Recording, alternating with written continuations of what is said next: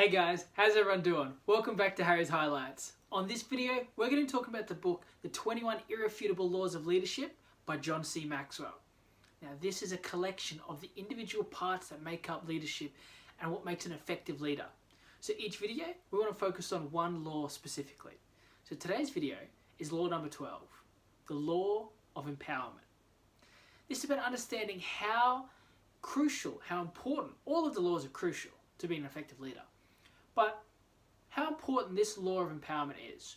It's such a, even with all the laws in the individual specific power, the law of empowerment has in some way such a huge effect on your ability as a leader, well, your potential as a leader.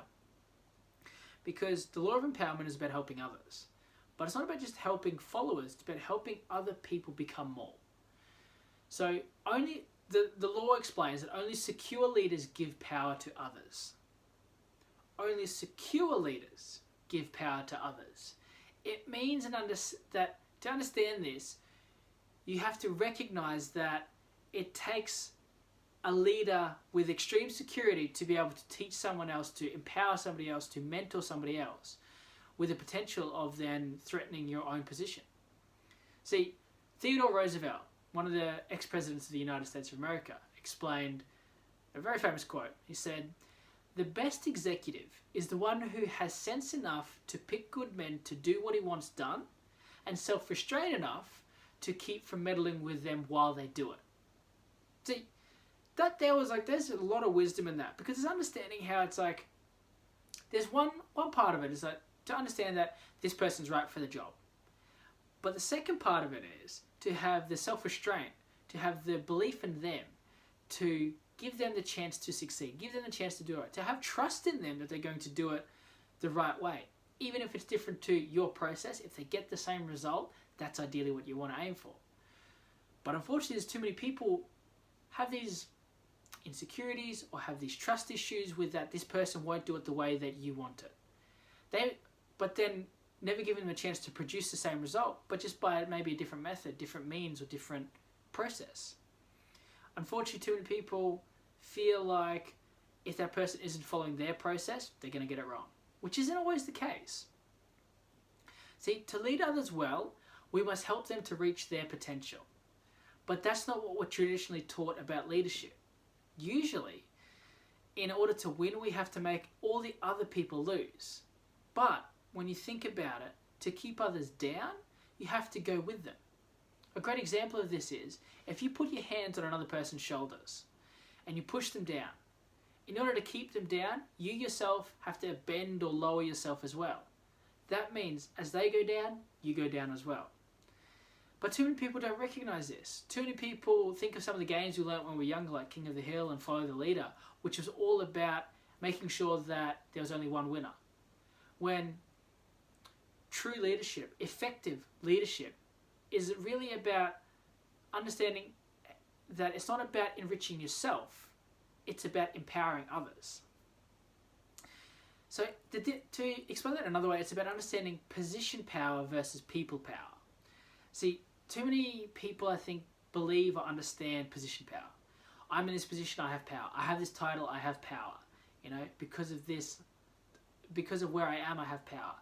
People power is understanding that you're leading other people. You're in that position because other people want you there. And they want you there normally because of something that you provide. And one of the biggest things you should provide is value for them. How you can provide that value is not only just being able to lead them, but also helping them to be able to lead themselves better. That's people power. That's understanding this person realizes and recognizes that without you, they personally wouldn't have reached their full potential. So you as a leader are extremely valuable and they want to keep you there. They don't want to overtake you. They want to keep you there. Because without you in that position, they wouldn't have rose higher themselves. So it's about understanding that I'll scratch your back now, and hopefully later on you'll scratch mine.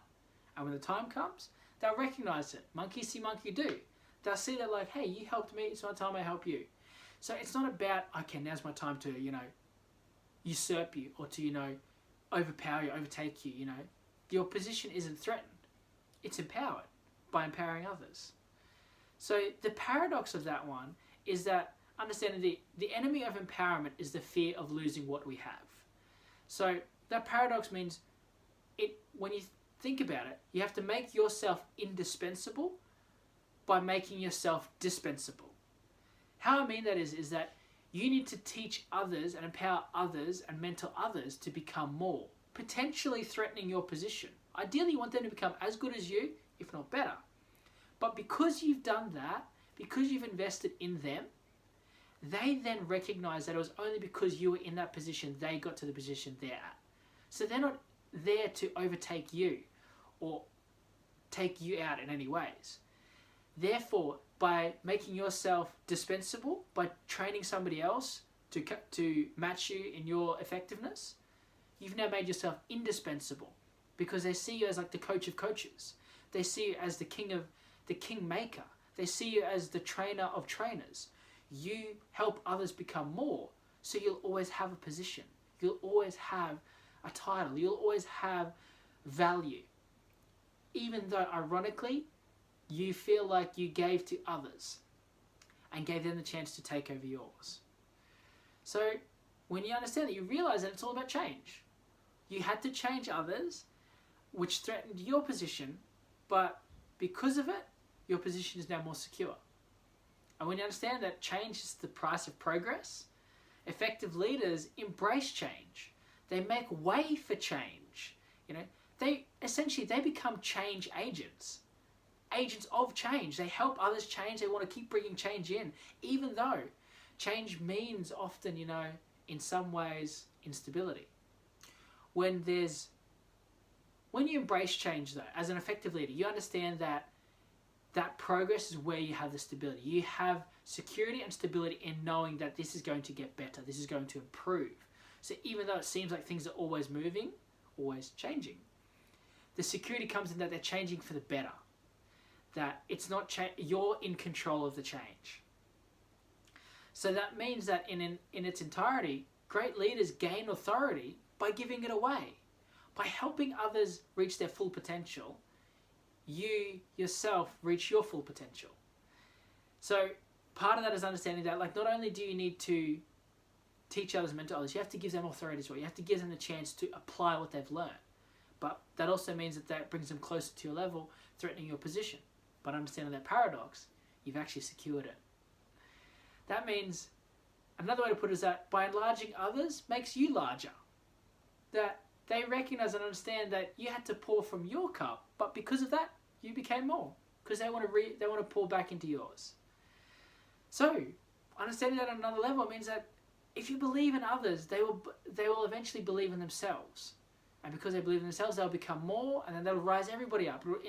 It'll improve the entire group, the company, the situation, the mob, the team. Great example of this one is President Lincoln. He was famous for filling his cabinet with other rivals and other people that went against him when he was going for presidency. Because he truly cared about the progress of the country, not his own personal empowerment or his own personal gain. It was truly about the country becoming more. So he chose the very best people that were what he felt were as good as him, if not better. Even though they went against him, even though they wanted his position, he gave it away. And because of that, his authority and position, they recognized it, respected him for it, and never tried to overtake him for it. And he grew, and the country grew. So it's understanding that if you believe in others, on another level, is that believing in others, they will believe in themselves. That means there comes a point in time where you have to believe in others, and they have to tap into your belief when they don't always have that same belief in themselves.